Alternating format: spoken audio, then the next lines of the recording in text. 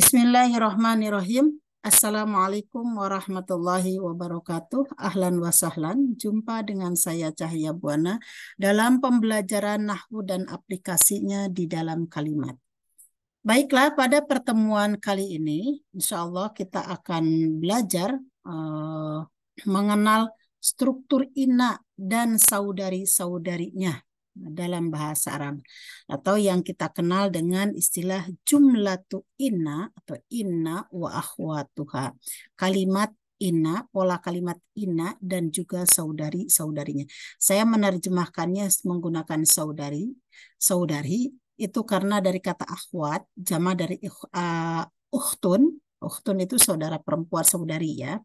Saudara perempuan namanya ukhtun, jam'uhu akhwat. Artinya inna itu adalah harfun mu'annas. Nah, huruf itu mu'annas ya. Oke. Baiklah, pada selanjutnya, nah ini tema hari ini biasanya kan ada contoh-contoh menggunakan contoh-contoh kalimat. Nah, temanya hari ini adalah dinul Islam, dinul Islam, din agama Islam, agama Islam.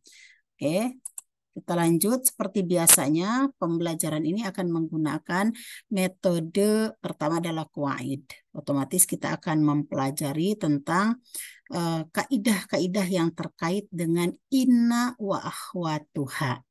Selanjutnya ada mufradat. Nih mufradat ini hari ini tidak tersendiri, tetapi memang akan digabungkan dalam contoh-contoh kalimat dan juga tidak diberikan terjemahan-terjemahan dalam bahasa Indonesianya. Jadi disimak saja, mudah-mudahan nanti ada beberapa kata yang memang melekat di dalam ingatan kita. Berikutnya adalah ada tatbiq, yaitu aplikasi teori inna wa akhwatuha ke dalam kalimat-kalimat. Dan terakhir adalah i'rab.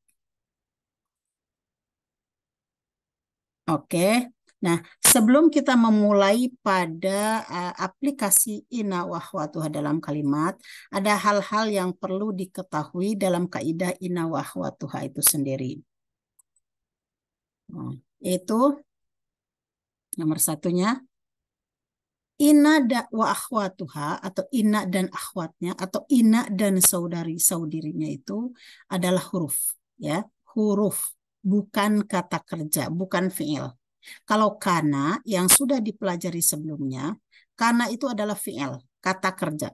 Tetapi inna wa akhwatuha adalah huruf. Nah, jadi berbeda dengan kana wa akhwatuha. Ini hal yang perlu diketahui.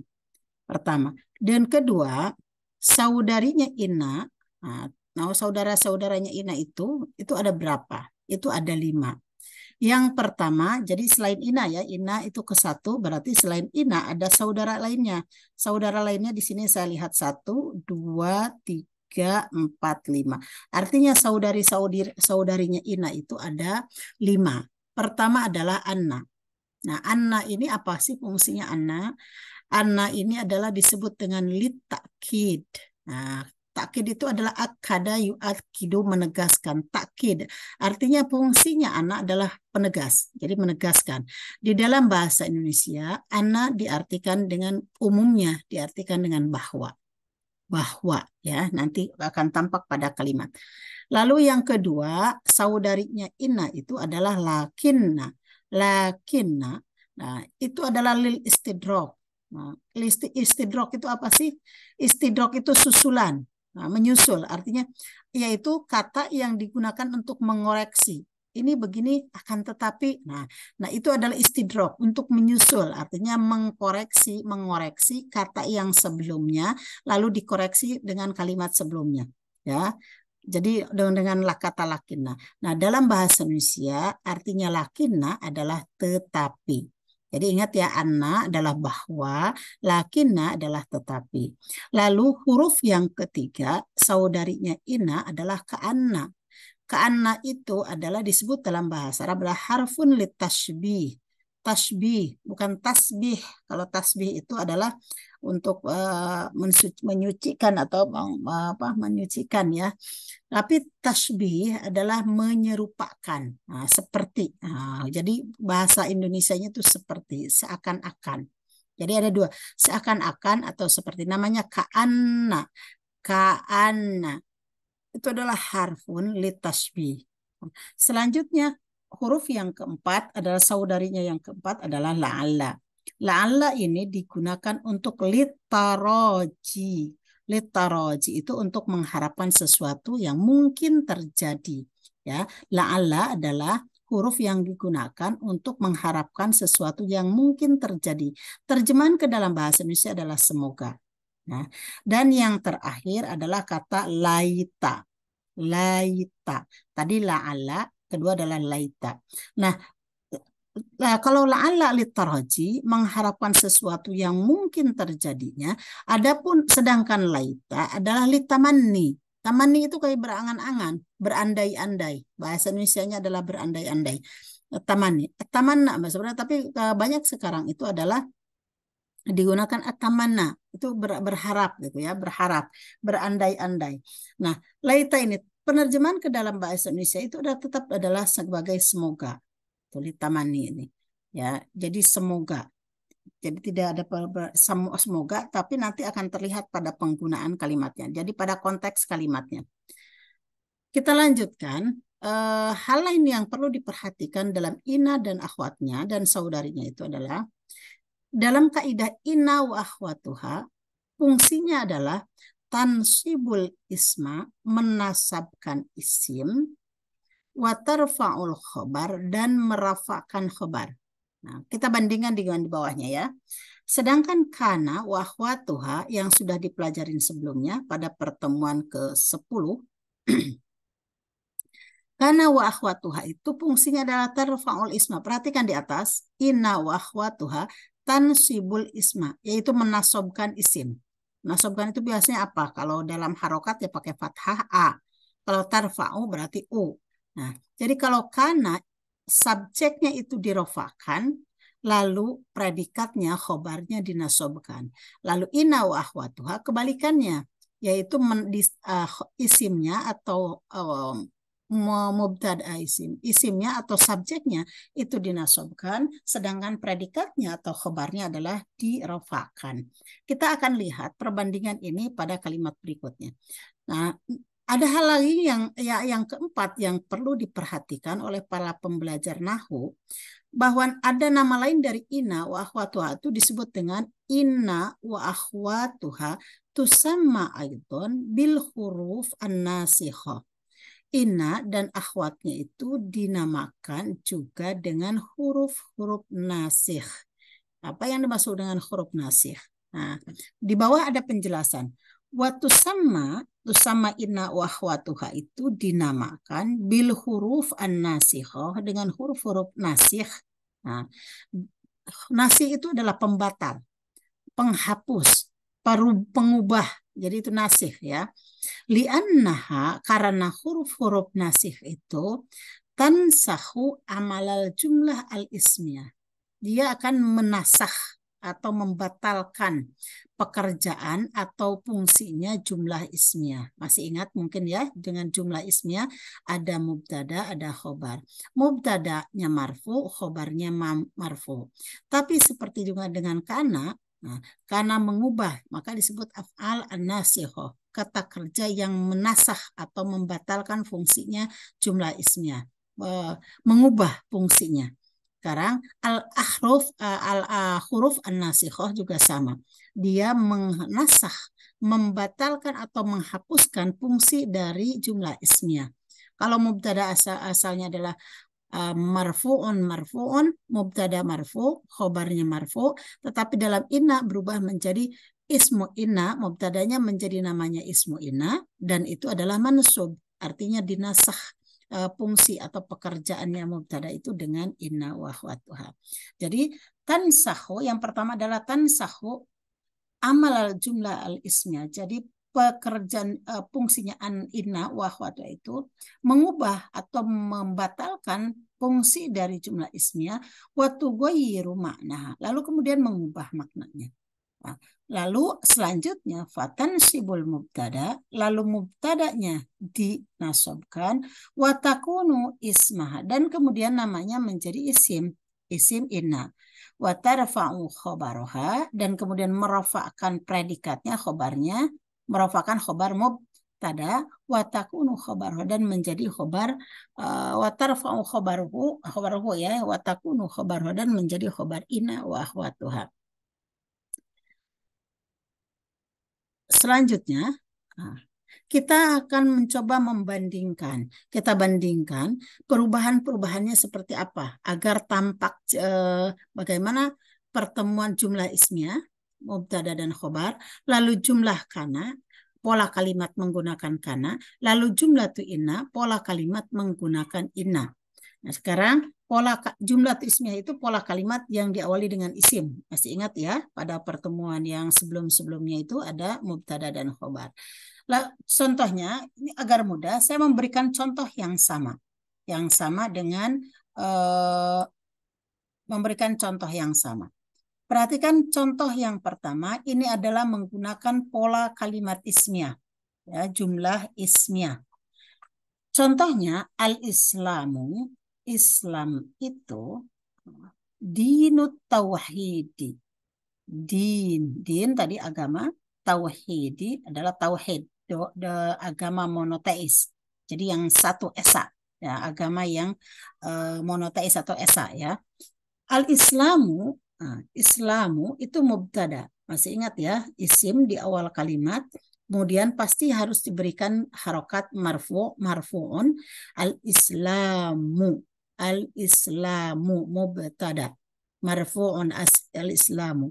Islam itu kemudian dijawab dengan khobarnya, predikatnya adalah dinut tauhid. Din, agama, tauhid, monoteis atau agama yang satu.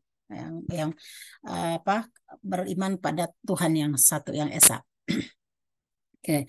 Lalu kita perhatikan pola kalimat kana. Di manakah perubahannya?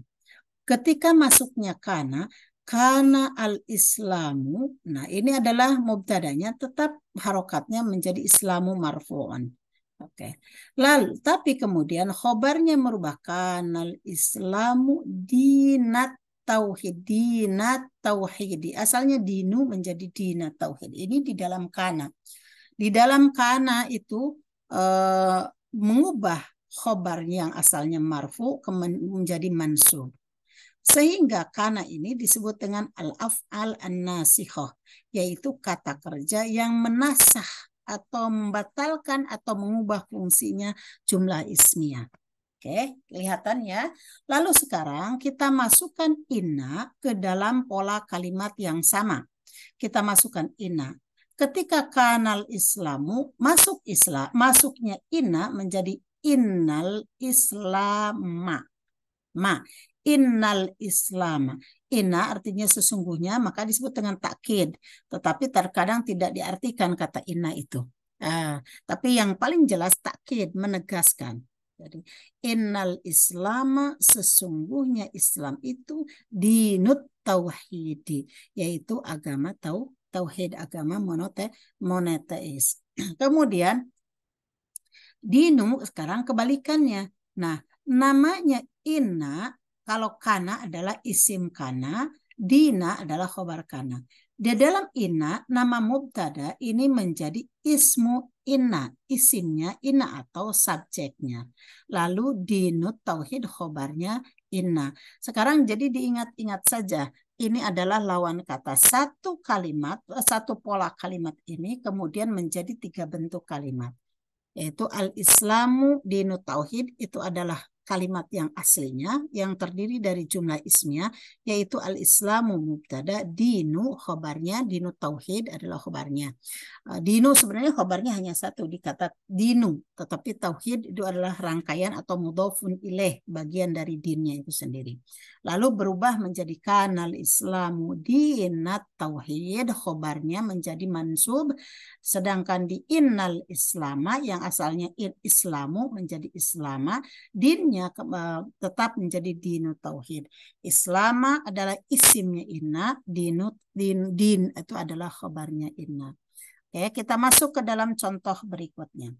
Al-Islamu, kita menggunakan tetap subjeknya itu adalah kata Islam. Oke ya, subjek. Jadi apa yang akan kita obrolkan adalah tentang Islam. Al-Islamu, Islam itu solihun, itu selalu compatible, apa ya, selalu baik. Nah, solihun itu baik. Baik fi kulli zamanin wa makanin. Itu baik di setiap zaman dan di setiap masa dan juga tempat. Ya. Uh, Islam al-Islamu solihun, asli al-Islamu mubtadaun solihun khobarnya. Jadi Islam itu baik fi kulli zamanin, di setiap waktu, wa makanin, dan juga tempat. Oke, sampai di sini. Fi, di, kulli, setiap, zamanin, waktu, makanin, dan tempat. Kita masukkan kata kana. Ini fi'il nasikh.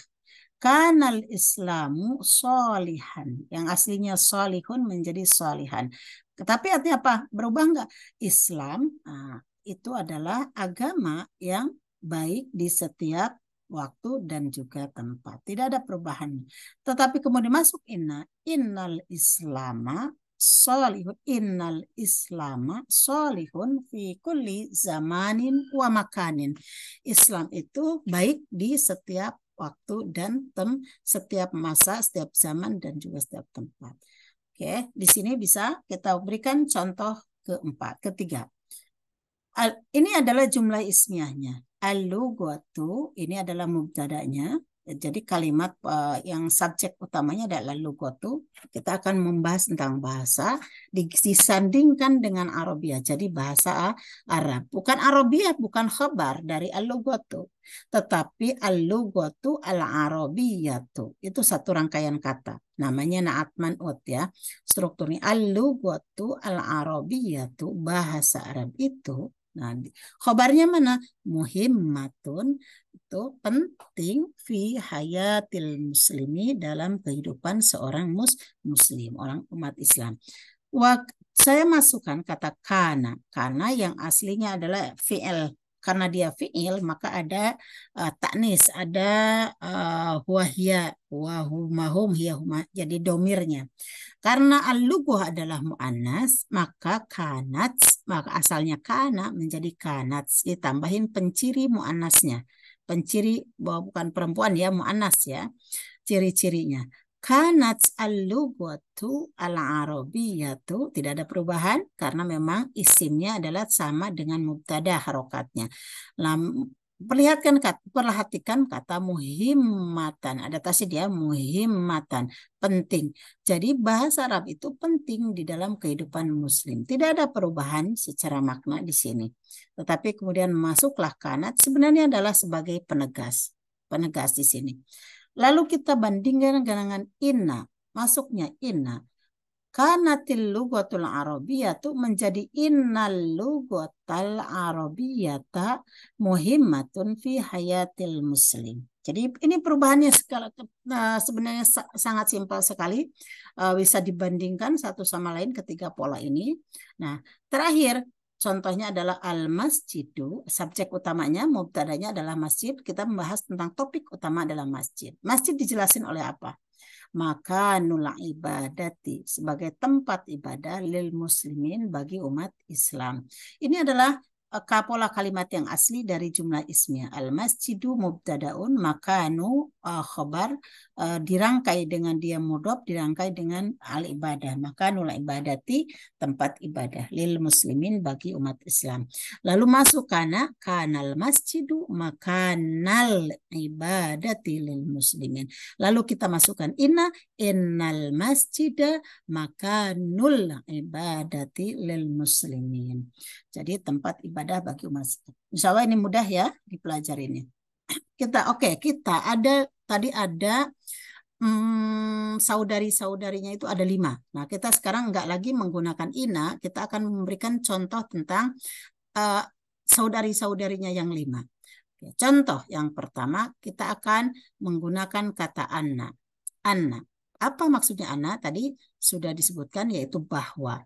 Nah, anna ini adalah huruf yang tidak bisa berada di awal. Ketika di awal, maka dia inna. Jadi ingat ya, anna itu adalah huruf yang ada di tengah. Penyambung. Penyambung, bukan di awal. Ketika di awal namanya inna. Jadi kalau dikedepankan dia inna, tetapi berbeda makna. Kalau anna adalah artinya bahwa dan letaknya selalu di tengah-tengah. Saya kasih contoh. Na'lamu, ini fi'il mudhari ya, alima ya'lamu, saya atau na'lamu kami atau kita. Na'lamu kita mengetahui, dina itu ada nahnu. Na'lamu kita mengetahui.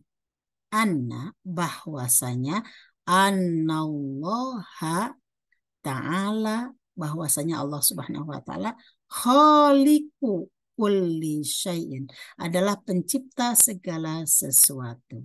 Sampai di sini dipahami? Anna jadi letaknya terletak di tengah atau menyambungkan kalimat sebelumnya. Dan dia tidak boleh diletakkan di depan. Ketika di depan hurufnya bukan anna tetapi inna sesungguhnya. Oke. Jadi artinya bahwa na'lamu kita mengetahui annallaha bahwa sesungguhnya bahwa Allah itu khaliqu kulli syai'in adalah pencipta segala sesuatu. Allah adalah ismu ana sama dengan ina tadi harokatnya adalah mansub bil fathah pakai fathah ya. Asalnya Allahu khaliqu kulli syai'in asalnya. Allahu khaliq Allahu ta'ala khaliqu kulli syai'in. Aslinya seperti itu. Lalu masuk anna annallaha ta'ala khaliqu kulli syai'in. Masuk ke dalam contoh yang kedua yaitu lakinna yang artinya lil istidrak dalam bahasa Indonesia adalah tetapi. Oke, saya masukkan dinul Islam. Ini masih tentang kita menggunakan mufradat tentang agama Islam ya. Ruknul Islami, ruknun itu jamannya arkan, yaitu rukun tiangnya Islam ya. Ruknul Islami, rukun Islam itu asani yang kedua, ruknul Islami asani, rukun Islam yang kedua, laisa az-zakata, bukanlah zakat. Walakinnahu akan tetapi rukun Islam yang kedua itu di dalam ini adalah ini menunjukkan rukun Islam yang kedua. Maka isimnya menggunakan domir sehingga tidak menjadi walakinnaha. Karena domir itu tidak berubah, namanya isim mabni. Maka tetap walakinnahu akan tetapi rukun Islam yang kedua itu as-sholatu. Dia adalah sholat. Jadi nggak pakai walakinnaha. Jangan dibilang karena setelah walakin lalu menjadi ha. Tidak. Karena domir mabni tidak berubah-berubah dan merujuk kepada huwa kembali kepada rukun Islam yang kedua. Oke, sekarang kita berikan contoh yang lainnya. Saudarinya Ina yang ketiga adalah Ka'anna. Ka'anna itu adalah harfun litasbih. Masih ingat tadi litasbih untuk apa? Untuk menyerupakan. Atau dalam bahasa Indonesia artinya seperti atau seakan-akan. Oke, saya berikan contoh. Aro itu adalah di ro'a yaro. Kalau aro a itu ada kata ana, saya di situ. Jadi aro tanpa ada kata ana di situ sudah ada saya. Saya melihat ya, menurut saya gitu ya atau saya melihat gitu. Ka'anna seakan-akan lagi-lagi ka ini bukan karena anak dia fathah. Tetapi ka memang dari domir anta. Jadi dia mabni. Kalau menjadi ka'annaki, maka anti perempuan. Ka'annaka anta sebagai kamu laki-laki. Saya melihat kamu seakan-akan khosyi'un khusyuk fis sholati di dalam sholat. Nah, saya melihat kamu sepertinya khusyuk di dalam sholat gitu. Jadi ka'annaka khosyi'un fis sholat. Kamu sepertinya khusyuk sekali, khusyuk di dalam saat sholatnya. Ara ka'annaka khosyi'un fis sholat. Saya melihatmu seakan-akan khusyuk di dalam sholat. Mungkin melihatnya dia khusyuk dalam sholatnya. Entahlah dia khusyuk atau enggak, tapi sepertinya memang khusyuk. Oke. Kita sekarang membahas tentang akhwat yang ke saudarinya yang keempat, yaitu la'alla. Nanti kita bandingkan dengan kata laita yang ada di bawahnya. La'alla artinya semoga, laita juga semoga. Tapi bagaimana kita menggunakan kedua kata ini? Perhatikan, la'alla itu semoga untuk ke depan, taroji, harapan. Saya berikan contoh. La'allal muslimina mahiruna fi qiraatil Qur'ani wa fahmihi. La'alla semoga al muslimina umat Islam mahiruna itu mereka pintar-pintar, cerdas-cerdas fi qiraatil Qur'an, fi qiraati dalam membaca Al-Qur'an wa fahmihi dan memahaminya.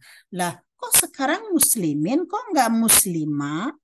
Nah, kalau muslimun satu, muslimani dua, muslimuna adalah lebih dari 3 jamak.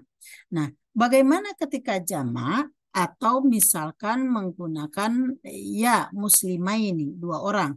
Nah, caranya adalah menggunakan mansubnya enggak menggunakan fathah, tapi menggunakan ya. Maka yang asalnya al-muslimun berubah menjadi al-muslimin.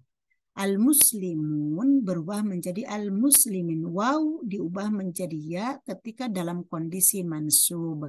Jadi bukan fathah, tapi menggunakan ya dalam kondisi mansub.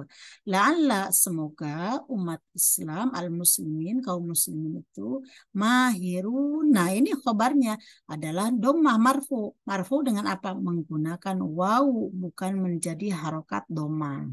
Jadi ini ya, la'allal muslimina, semoga saja umat Islam itu mahiruna, mereka pintar-pintar, cerdas-cerdas fi qiraatil Qur'ani dalam membaca Al-Qur'an dan wafahmi dan memahaminya. Kita bandingkan kalimat la'alla dengan laita. Kalau la'alla di atas semoga benar-benar kita berharap. Yang bawah ini kata laita. Saya berikan pengantar kata kola rojulun syaihun. Jadi benar-benar kita harus melihat pada konteks, situasi kalimatnya. Ya, konteks kalimatnya, situasinya seperti apa. Kola rojulun, seorang laki-laki syaihun yang sudah tua, laki-laki tua, kola berkata. Ingat ya jumlah fi'il ya. Jadi fa'il kita terjemahkan terlebih dahulu yaitu sebagai subjeknya. Mana fa'ilnya? Kata rojulun. Syaihun kata sifatnya. Seorang laki-laki yang tua, seorang laki-laki tua kola berkata, laitani semoga saja aku, ni itu aku sama dengan kaf, anta, dan hu untuk dia. Semoga saja aku ini melakukan amalan solihan, perbuatan yang baik, indama kuntu fis syabab, ketika aku waktu itu pada saat masamu muda. Jadi ini adalah sebuah penyesalan. Dia berharap melakukan perbuatan yang baik di masa mudanya. Sedangkan dia sudah ada pada saat ini sudah menjadi tua. Maka qala rajulun syaihun laitani, maka laita itu adalah seandainya. Berandai-andai. Semoga saja aku ini dulu melakukan perbuatan yang baik ketika masa muda. Dan sekarang sudah pada usia yang sudah tua dan tidak mungkin untuk kembali ke masa muda, maka digunakannya laita. Terjemahan dalam bahasa Indonesia tetap semoga saja. Oke, sudah dipahami di sini perbedaan antara la'alla dan laita. Oke, jadi kita ulang ya, anna itu adalah harfun li takkid sama dengan inna. Tetapi ini adalah diletakkannya bukan di awal tetapi di tengah-tengah kalimat. Jadi menyambung kalimat ya. Namanya disebut takkid, li takkid. Lakinna itu harfun lil istidrak. Lil istidrak itu menyusul, adalah kata yang menasah akan tetapi. Nah, gitu ya, membatalkan kalimat sebelumnya. Lalu ada ka'anna, ya artinya li tasbih, untuk mengatakan seakan-akan atau seperti.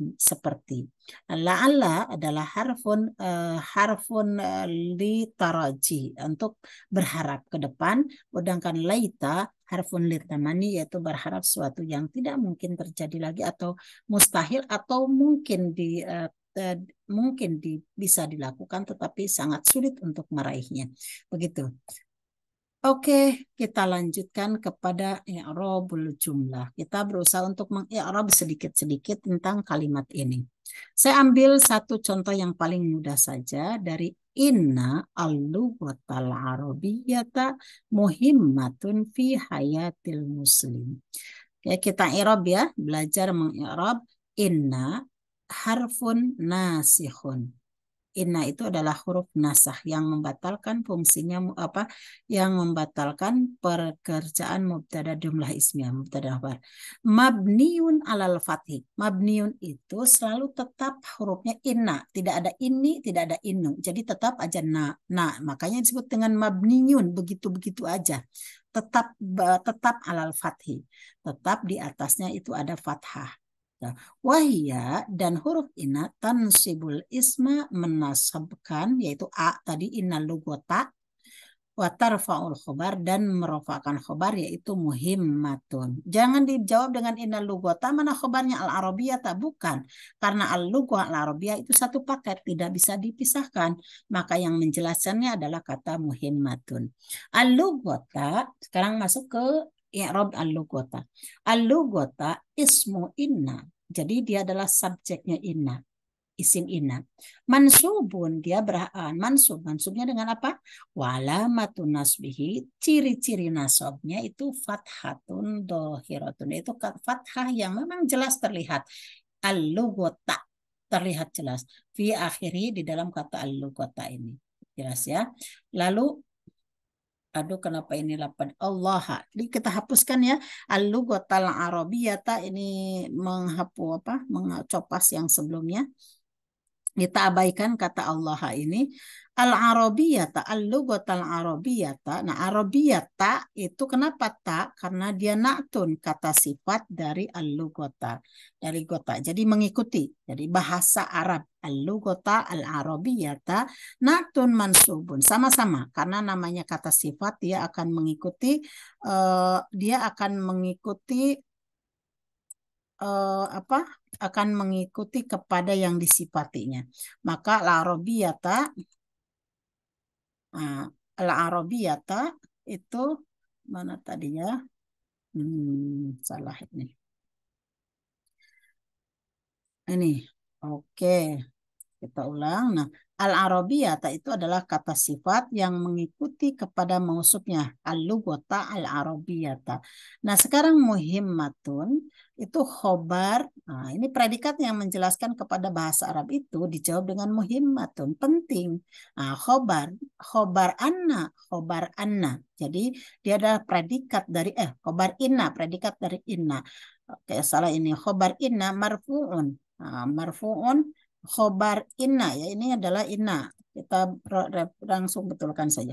Khobar inna marfu'un. Nah, khobar inna marfu'un. Cek. Khobar inna marfu'un. Marfu'un itu muhimmatun. Nah, marfu'un. Alamatu wa alamatu rafihi, rafa'nya itu dommatun dohiratun. Itu jelas muhimmatun, jelas ya. Fi akhiri wa huwa mudhaf. Muhimmatun, jadi bukan mudhaf ya. Ini kita hapus saja langsung. Oke. Fi akhirihi. Fi akhiri. Fi harful jar mabniun ala sukun. Fi itu jar sukun ya. Sukun itu ya-nya itu nggak berharokat. Hayati ini adalah ismu majrurun. Kenapa dibaca hayati? Karena masuknya fi sebelumnya. Nah, dia juga menjadi mudhof. Kenapa? Karena masih disambungkan kepada kata al-muslimi sebagai mudhofun ilaih. Oke, sampai di sini kita lanjutkan pada contoh berikutnya, yaitu kita ambil kata anna. Nah, dua aja ya sampelnya ini karena yang lain bisa dikiaskan, dianalogikan saja. Nah, saya ambil contoh yang na'lamu. Kita mengetahui anallaha, bahwa sesungguhnya Allah khaliqu kulli syai'in, bahwasanya Allah itu pencipta kulli segala sesuatu. segala seluruhnya, segala sesuatu. Kita ambil dari na'lamu, saya nggak mengi'rab panjang lebar karena sudah sebenarnya pada jumlah fi'liyah. Saya ambil kata na'lamu saja. Na'lamu fi'lun mudhari'un marfu'un. Nah, jadi adalah fi'il kata kerja dari fi'il mudhari yang marfu na'lamu marfu pakai domah wa fa'ilhu, dan di situ juga ada fa'ilnya, ada subjeknya yaitu nahlu. Wa fa'iluhu nahnu. Ini wa fa'iluhu nahnu ya, nahnu di sini wa fa'iluhu nahnu ya, jangan lupa ini ada nahnu di sini. Saya langsung tulis di sini di na'lamu itu ada nahnu yaitu kita. Oke. Wa fa'iluhu di dalam wa fa'iluhu. Anna, nah masuk ke anna. Anna harfun nasihun mabniun alal fathi. Tadi sudah ya. Jadi anna itu adalah huruf nasah. Nasah itu tadi ingat fungsinya adalah membatalkan fungsinya jumlah ismiyah dan mengubah maknanya. Mabniun alal fathi, yaitu yang selalu harokatnya itu fathah. Anna, anna, jangan annu atau anni, tapi tetap anna. Mau kapan pun dia tetap anna. Namanya mabniun alal fathi. Di atasnya di atas mabni terus tetap fathah harokatnya. Wahia, dan anna ini tansibul isma, menasobkan isim yaitu anallaha. Wa tarfa'ul khobaro, dan merofakan atau khobarnya yaitu kholiku. Nah, oke, Allah ismu anna mansubun. Nah, isim anna harokatnya mansub ini Allah. Wa alamatun nasbihi, ciri-ciri nasabnya menggunakan fathah dhahir Allah di akhirih. Lalu selanjutnya ada kata khaliqu adalah khabar anna marfu'un. Nah, khabar anna marfu' alamat rafi'i, apa ciri-ciri rafa'nya? Dhammah dhahirah di akhirih, itu ini dhammatun khaliqu di akhirih. Wa huwa mudhaf. Kenapa mudhaf? Karena khaliqu masih menyambung kepada isim berikutnya. Masih disandarkan ya, masih disandarin oleh isim berikutnya. Khaliqu kulli. Nah, kulli ini kenapa kulli? Karena dia mudhafun ilaih, artinya isim kedua setelah kata khaliqu itu majrurun di kasrah, harokatnya di sini kulli. Wa alamatu jarrihi kasratun dhahiratun fi akhirih. Ciri-ciri jarnya itu adalah kasrah di akhirnya. Terakhir adalah masih lanjutin khaliqu kulli syai'in, masih rangkaiannya. Syai'in baru terakhir mudhafun ilaih majrurun wa alamatu jarrihi kasratun dhahiratun fi akhirih. Baik, ini semuanya pertemuan yang singkat untuk inna wa akhwatuha. Masih ada pertemuan selanjutnya di dalam pertemuan yang ke-12 masih membahas tentang inna wa akhwatuha, tapi akan membahas tentang khobarnya secara huruf, predikatnya secara khusus. Karena yang kita gunakan hari ini contoh-contohnya dari khobar mufrad semuanya. Jadi yang penting ingin melihat bagaimana harokat isim, bagaimana harokat khobar, bagaimana tansibul isma wa tarfa'ul khobar pada kalimat yang memang aslinya seperti itu. Nah, kalau khobar nanti akan kita lihat bagaimana penggunaannya, predikat yang macam-macam. Ada khobar mufrad, ada mufrad bukan artinya satu ya, ada khobar mufrad, ada khobar jumlah dalam bentuk kalimat, ada yang dalam isim yang apa di mufrad itu tunggal ya, isim yang dijawab dengan isim langsung kayak tadi. Semuanya contoh-contoh adalah khobar mufrad yang akan melihat khobar itu dari bentuk yang aslinya. Sedangkan dalam berikutnya dalam khobar itu kita akan melihat bahwa tidak semuanya memang akan seperti pada jumlah aslinya. Maka nanti akan ada dijawab di predikatnya, ada kata kerja, ada yang menggunakan kalimat dan lain sebagainya. Nah, kita akan lanjut pertemuan inna wa akhwatuha wa tatbiquha fil jumlah fil liqa at-tali, dalam pertemuan selanjutnya. Insyaallah sanaltaqi fil madatisan ya. Sanaltaqi fil madatisan ya. Fil madatisan ya ta'asyrata wa ya khabar inna wa akhwatuha. Wassalamualaikum warahmatullahi wabarakatuh.